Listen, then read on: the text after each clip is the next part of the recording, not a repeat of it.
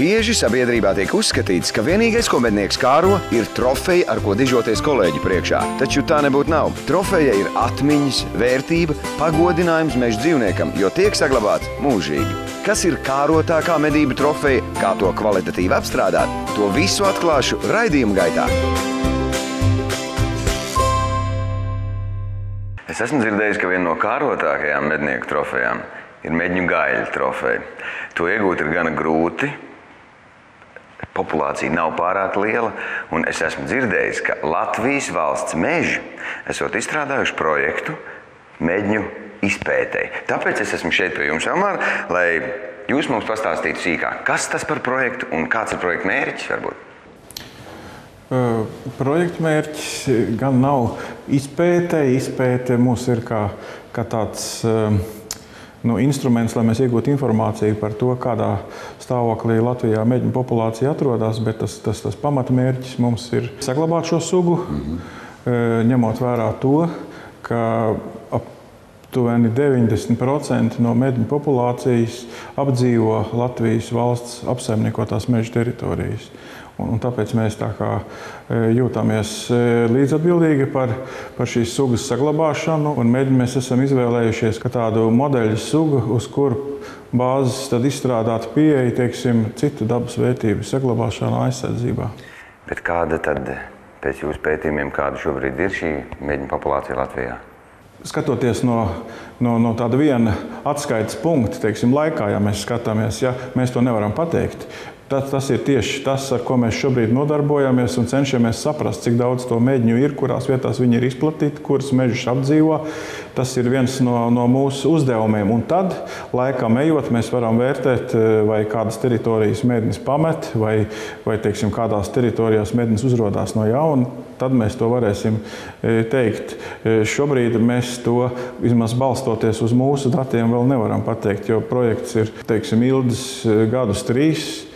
Un visā šajā laikā mēs esam apzinājuši un centušies apzināt šīs sugas populācijas stāvokli. Bet projekts kā tāds ir gan vērienīgs, tad daļa jau ir noslēgusies? Mēs pirmo etapu esam noslēguši, un pirmā etapa mērķis bija izstrādāt tādu sistēmisku pieeju, teiksim, šīs sugas saglabāšanai un aizsardzībai, veicot ikdienas mežsaimnieciskos darbus, teiksim, organizēt šos mežsaimnieciskos procesus.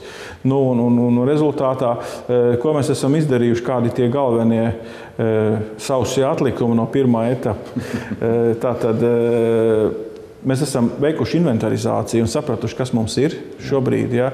Tieši šo mikroliegumu inventarizāciju, jo mēs esam pārliecinājušies par to, ka daudzos mikroliegumos šo medņu nav. Tā viena lieta, un otra lieta, tad mēs esam izstrādājuši medņu aizsardzības un dzīvotņu apsaimniekošanas vadlīnijas, kas ir mūsu uzņēmuma iekšējais normatīvais dokuments. Piemēram, teiksim, ir ierobežot ciršanas intensitāti ap riesta teritorijām, riestu vietām. Ir pasākumi, kas jāņem vērā, lai ierobežotu mežu fragmentāciju, lai nebūtu tā, ka, teiksim, mēs nocērtam vienu nogabalu, nākamajā piegājienā turpat blakus.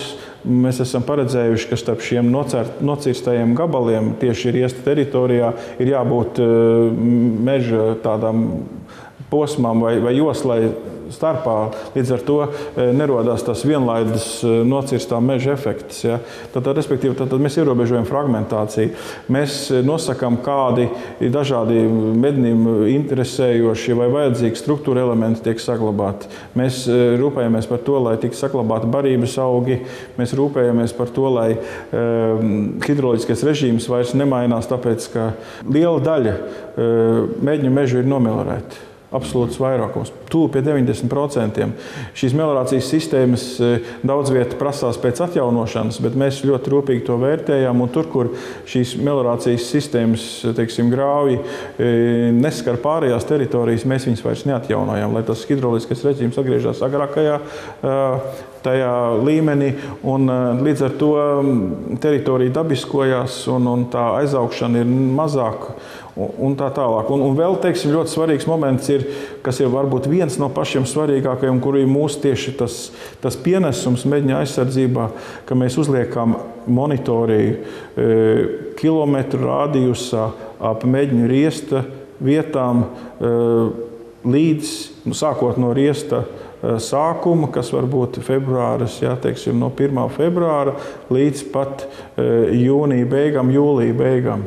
Un tas ir viss tas svarīgākais mūsu pienesums. Mēs izslēdzam no saimnieciskās aprites šīs teritorijas, kaut gan tie ir apsaimniekojamie meži, bet mēs viņus izslēdzam un pārnesam to apsaimniekošanu uz vēlāku laiku.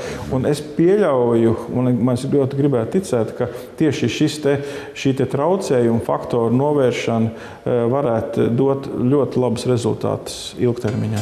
Mednis ir viena no kārotākajām medību trofejām Latvijā. To nomedīt ir liela veiksme, un ne katrs mednieks var ar to lepoties. Medņa gaili var medīt tikai rudenī, jo šī suga Latvijā ir aizsargājamo dzīvnieku sarakstā. Lai novērtētu medņu populāciju Latvijā, projekta ietvaros Latvijas valsts meži apzināja pilnīgi visas teritorijas, kur šī suga mīt. Kā tad tas notika? Devos noskaidrot uz Lūdzu. Konkrēti mūsu pienākums ir uzskaitīt putnus gan pavasara periodā, gan pēc tam, kad ir ienācies tekošā gada pieaugums, apsekot riesta vietas, novērot putnus, uzskaitīt pazīmes, uzskaitīt esošos putnus, uzskaitīt pazīmes, kad veikt riestu apsekošanu un konstatēt, vai šī vietā medņi dzīvo, ja dzīvo, tad cik viņi daudz, cik daudz redzēti putni, vai vietas, kur medņi ir apdzīvojuši spalvas un bedrītes. Veicam riestu apsekošanu. Kaut arī mednis ir medījamo dzīvnieku sarakstā, tā medības jau ilgstoši ir limitētas un sugas aizsardzības pasākumiem ir pietiekoši sena vēsture. Riestos tiek veidoti mikroliegumi un sugu aizsargā arī paši mednieki. Mednieku attieksme pret Latvijā esošiem medņiem ir ļoti saudzīga. Kad šīs tradīcijas jau mums nāk no vēsturiski, no izseniem laikiem, un nekad neesam medījuši vairāk par vienu medņu gaili, ja riestā no 4 ziedošiem gaļiem esam medījuši tikai vienu, ne vairāk. Ļoti saudzīgi pieejam šai lietai. Nav tā, kad viens riests un tad tiek nomedīti vairāki vai iespējams pat visi gaļi. No 4 ziedošiem esam medījuši tikai vienu. Žērikungs saka, ka medņu skaits Latvijā lēnām pieaug un cer, ka projekta realizācija nākotnē varētu garantēt vēl lielāku medņu pieaugumu, kas ļaut arī jaunajiem medniekiem kaut reizi dzīvē iegūt šo dzīvo trofeju. Jāsaka gan, ka ne tikai mednis ir kārota trofeja medniekam, jo Latvija ir tik bagāta ar plašo medījamo dzīvnieku klāstu.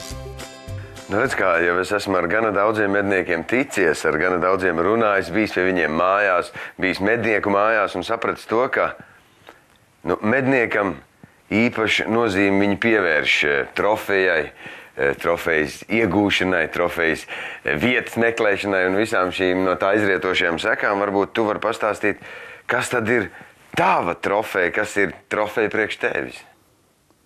Trofeja priekš manis laikam katrs nomedītais dzīvnieks ir trofeja.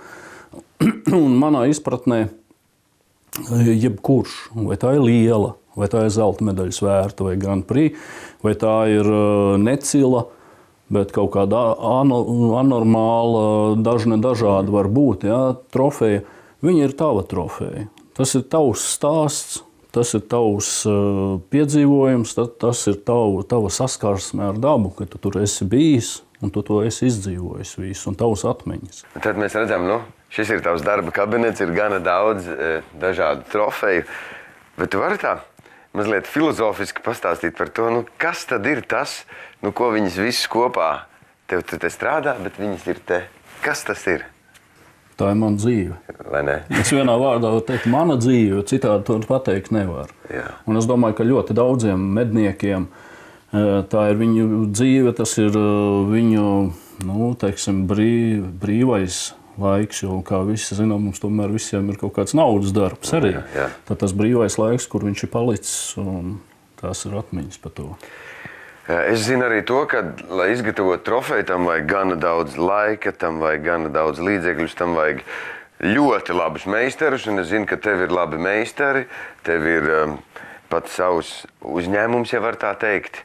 Vai mēs varam pastāstīt par to? Tā ir teksadermija. Tā ir taksidermija, jā. Nu, tā ir trofeju pārvēršana skatāmā, noformētā veidā, lai mēs viņu jau varam izmantot, kā šeit kaut vai izvietot savās mājās, savās trofeju istabās, lai mēs varam arī viņu saglabāt un parādīt nākamajām paudzēm. Tātad man un arī skatītājiem būs iespēja ielūkoties, kā tas notiek. Un kāds ir gala rezultāts? Noteikti. Super! Mums gan nebūs iespēja redzēt pašu trofeju izgatavošanu, jo, kā Haralds saka, tas ir meistara noslēpums. Taču kā process notiek, Haralds ir ar mieru atklāt. Tad mēs esam tajā vietā, kur dzīvnieku izbāzeņi top. Vai tad tiešām ir tā, ka Latvijā ir tik maz šīs vietas, kur top šie mākslas darbi?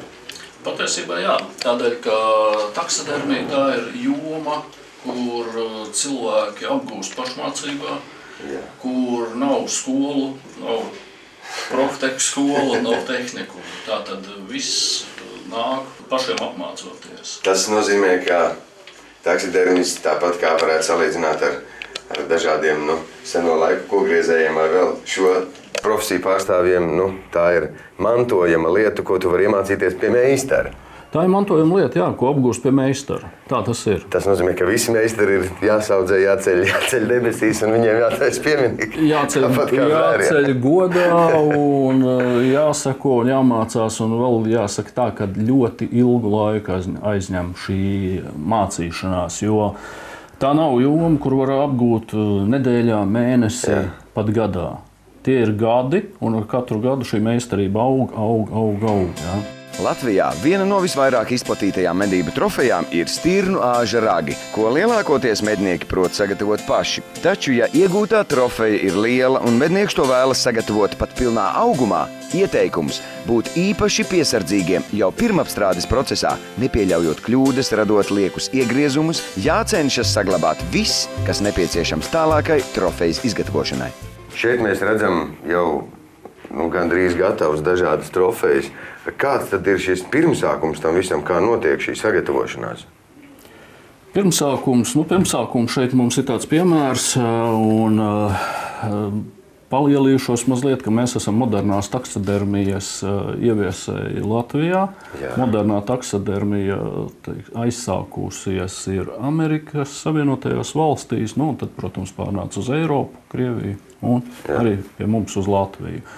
Un patreiz neviens vairs no skaidām un no ģipša manekenus neizgatavo. Tā tad ir skulptora darbs, tiek izgatavots negatīvs pēc tam, un tālāk jau tiek atliekts attiecīgi izmēra formas. Tikai jārēķinās ar to, protams, ka dzīvnieki ir tāpat kā cilvēki, dažāda auguma, dažāda lieluma, līdz ar to paši ļoti daudz vajadzību, pēc dažādu veidu formām. Protams, arī klienta vēlme, vai tur vajag pa labi, vai vajag pa kreisi, uz augšu, uz leju. Tas viss ir jāņem vērā iepriekš jau sagatavojot. Kas tas ir pa materiālu? Poliuretāns, protams, skan vienkārši, tas pats putaplasts, tikai, protams, viņš ir tehnisks, viņš ir daudz izturīgāks, viņš ir stipri cietāks. Jā, tad šis būtu tas, ja var tā teikt, tad viņu apvelk, ja? Tā ir tā sagatave. Jā.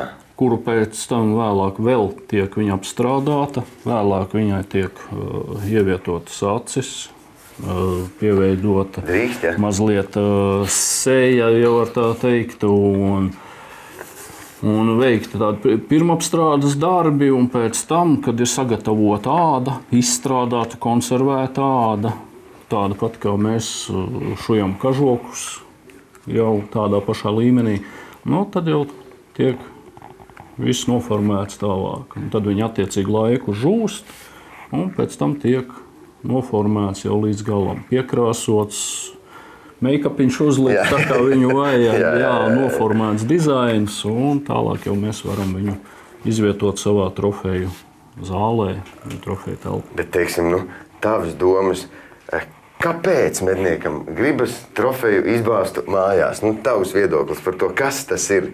Tā ir, kas? Šeit vēsturi jau meklējami viduslaikos. Jau viduslaikos ir aizsācies, līdz ko cilvēks jau sāka civilizēti daudz maz dzīvot. Tā radās vēlme parādīt savus medību sasniegumus, palielīties ar saviem sasniegumiem, jau arī tad saimniekam ir būtiski, vai viņam apkārt ir laba populācija, vai viņam apkārt ir vērti dzīvnieki. Ja viņš ir tāds, pļukatnieks, kam nekā nav, kas arī nejēdz neko uzaudzināt. Un jau no tā, man liekas, jau no tā brīža kaut kur jau tas ir aizsācies. Un, protams, tas ir gadsimtu gaitā un gadu gaitā attīstījies. Un šobrīd, jāsaka, trofeja, viņa ir kā tādu zinātniskā materiāla nesējs pirmkārt, kā es to redzu. Jo pēc trofejas vienas, mēs varam vērtēt vienu dzīvnieku konkrēto, kas ir izņemts no populācijas, bet pēc trofejām kopā, savācot viņas izstādē, mēs ļoti labi redzam, kādā stāvoklī atrodas mūsu populācija konkrēto dzīvnieku, briežu, aļņu, stirnu, meža cūku.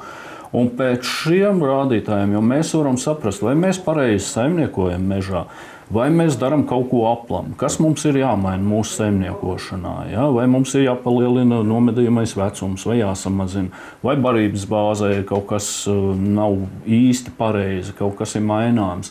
Tā kā tas ir zinātniskais materiāls, bet, kā zinām, lai piespiestu cilvēku kaut ko darīt kaut kā administratīvā veidā, tas ir ļoti sarežģīti.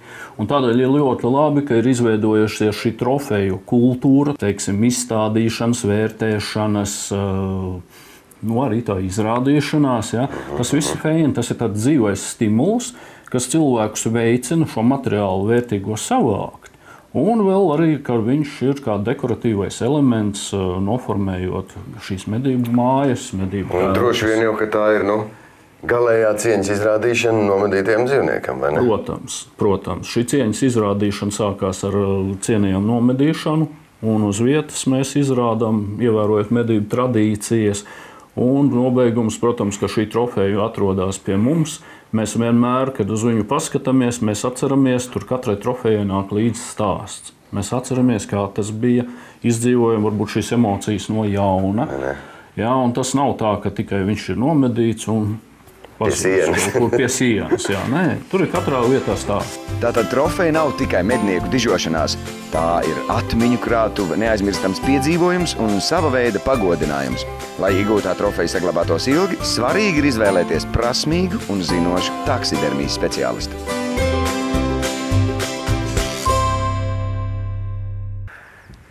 Klāt esam. Garšas kārbiņas nevar nociesties, gaida apliecinājumu jebkurai garšai, kas tiks piedāvāt, un šovakar tikšot piedāvāta, gana plaša un interesanta delikatešu pasaulīt. Līdz ar to es jūs esmu gatavs iepazīstināt ar Beleviča kungu. Sveiciens, Beleviča kungs! Ir tiešām patīkami, ka jūs mūs tik sirsnīgi uzņemat, jūs mūs sagaidat, un vai tiešām tā būs, ka šodien mēs sapratīsim, ko nozīmē delikatese ne visiem izprotamā veidā? Sakiet, lūdzu, vai jūs esat atbraukuši izsalkuši? Ja godīgi, pat ļoti. Vai jūs esat ņēmuši līdz aizspriedumus? Ja jūs esat gatavs uz eksperimentiem? Jā, es esmu atvērts. Ja jūs esat atvērts, es centīšos jūs pārsteigt. Es centīšos jūs pārsteigt ar lietām, kuras mednieki neņem vai met ārā. Arī teiktu, ka tas ir ēdams, arī neticētu, bet es parādīšu, ka tas ir ēdams. Un no katra gabala, ko jums došu, es papriekš pamēģināšu pats, lai jūs noticētu, ka es jūs nenesu cauri. Es esmu intriģēts, mēs ejam. Beleviča kungs manu sagaidīšanu sāk ar gatavojamās maltītes produkcijas paņemšanu no īpaša leduskapja, jo, kā izrādās, lai medījumu gaļa būtu garda, tai ir jāiziet īpašs nogatavošanās process. Zālēdājiem viņiem jānokarājas 40 grādu dienas apmēram. Tas ir pie 2 grādiem 20 dienas vai, teiksim, pie 4 grādiem 10 dienas. Tie ir brieži. Kauķermeni. Tie ir brieži kauķermeni, jā. Paturiet, lūdzu. Jā. Es paņemšu to, kas mums ir, no kā mēs taisīsim. Meistars šodien sola pagatavot īpašu zupu. Īpašu, jo tās galvenās sastāvdaļas ir tās, kuras mednieki parasti met ārā. Tātad šeit ir kājas, pie kam tās locītavas, ceļgala locītavas, un šeit ir divas priekškājas. Jā. Redz, kur nadziņi tālāk būtu uz priekšu. Jā. Un melnie tie nadziņi, tos nocirta. Jā. Un tātad no 4 kājām buļļona pēc, un tāpēc, ka tajās kājās ir cīpslas, viņas ies zupā. Tālāk bez šīm kājām tātad ir krūšu kauls, krūšu kauls un mēle. Tāda iespaidīga mēle. Jā, mēle un tas, ko tu nosauc pa krāniņu. Jā.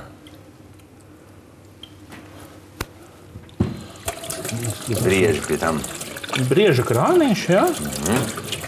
Bet tas viss šīs komponentes kopā, tas ir tāda kļūdas izslēgšanas rezultātā ir nonākt, ka tieši šīs ir tās labākās. Ir tā, ka viņas visas ir līdzvērtīgi labas. Var jau izvārīt arī buļļonu tikai no mēles, bet tas nebūs tik labi. Jā. Vienu lietu es aizmirsu pateikt, vienas lietas šeit trūkst. Mednieki vienmēr viņu met ārā, bet viņa ir ļoti garšīga un zupā ļoti noderīga. Tā ir briežaste. Aste? Aste, jā. Es biju dzirdējis, ka kaut kāda lielopa aste, kaut kāda tur buļļonus valā. Lielopa aste, vēršaste, tas ir kaut kas liels un garš, jā, bet briedim tā aste ir neliela, bet viņa ir garšīga. Ķīniešiem un Dienvidaustrumāzijā brieža aste arī ir delikatese. Teiksim, mēs visu laiku metam ārā krāniņus un astes, bet ar to varētu apgādāt ķīniešu restorānu. Nācija jau tur rūgdama. Nu, es domāju, ķīnieši viņi to visu. Un nākamā lieta, kas šeit vēl ir, to vienmēr mednieki met ārā, tie ir vaigi. Tas ir viens vaidziņš un tas ir otrs vaidziņš. Jā. Viņš varbūt droši vien tādā veidā kaut kā atsevišķi cepot kaut kur, viņš droši vien, varbūt nav tas. Var sakot, viņš būs pilns ar fascijām, ar muskuļu apvalkiem, kuri uzbriedīs vārot. Un tas piedos viņam tādu īpašu sulīgumu. Rekā. Un piemēram, lielopu vaigi ir ļoti smalkos restorānos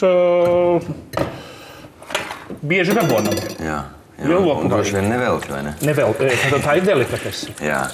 Vai es atvainos, vai teikt, netiek nekas griezts? Viņš ir tā? Es visu, kā tas ir, tūltās salikšu katlā. Jā. Un tad varēs teikt, kā Gorbačovs teica, process pošol, process neobrotin, un narod poņel.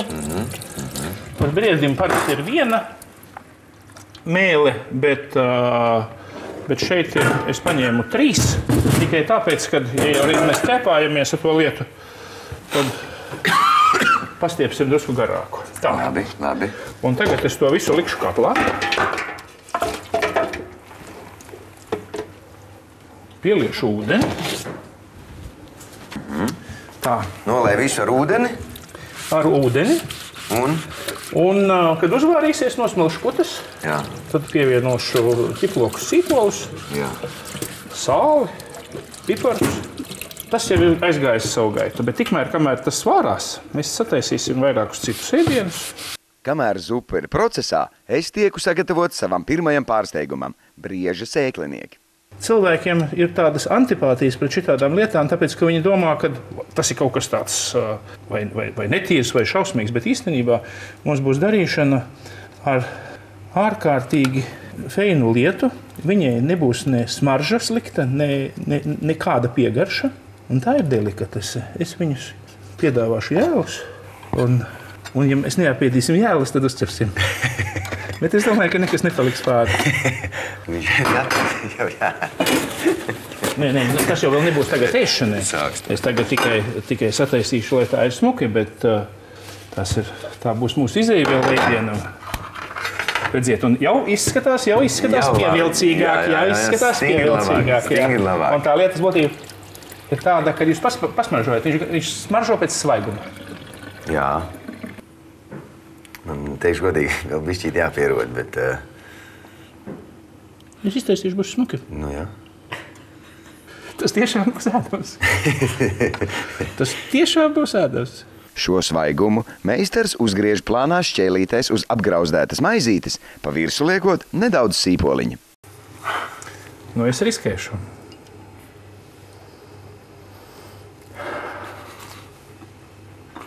Tā vienkārši.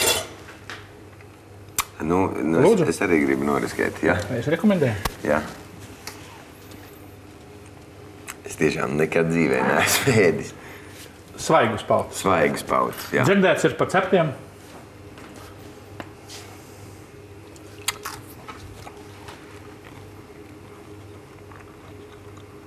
Bet labi. Ļoti labi. Nevis vienkārši labi, bet tā ir delikates.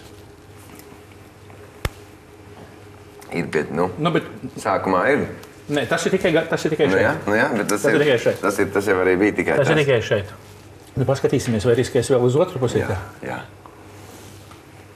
Un nevis tāpēc, ka filmē.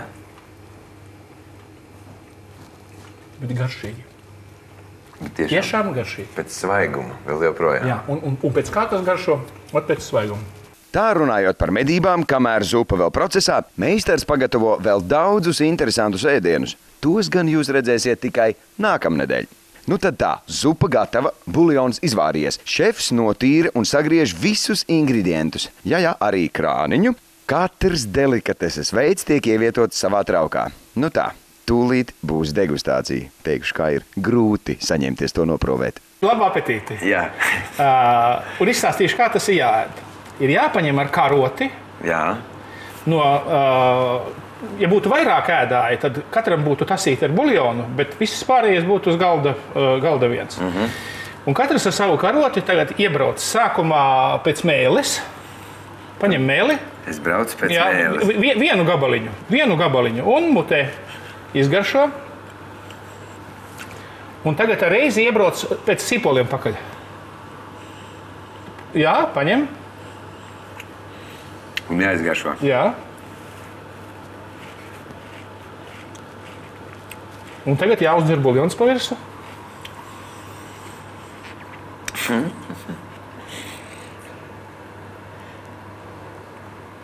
Tagad pēc cīpslas. Atkal sīpols, atkal buljons, tad krāniņš, sīpols, buljons un tad sāc ar mēli. Bet es teikšu godīgi, mežzvēra mēle ir savādāka nekā mājaslūpas mēle.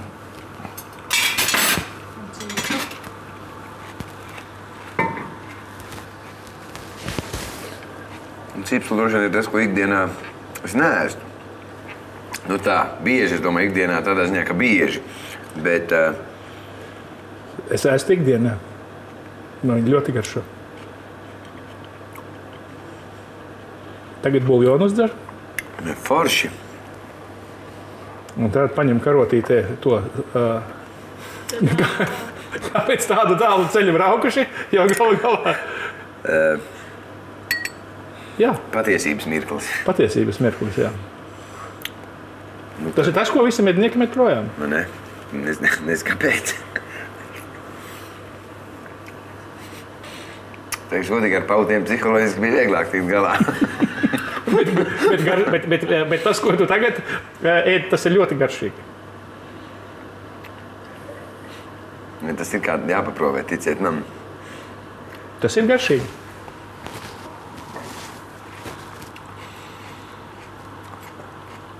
Un buljonu.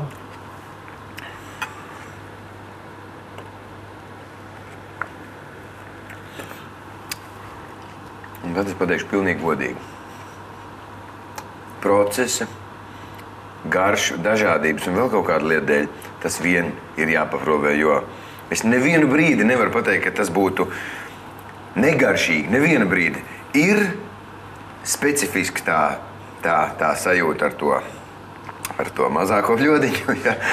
Bet kopumā gan tas sīpols, gan tas buljons, kurā ir tie zaļumi iekšā, gan viss, es domāju, viss arī šīs labās lietas un labās enerģijas, ar kurām mēs sēdēdam to visu, pareizāk sakot, jūs meistari to visu taisījāt. Un īstenībā tā procesa dēļ vien tas ir ko vērts un tas ir garšīgi.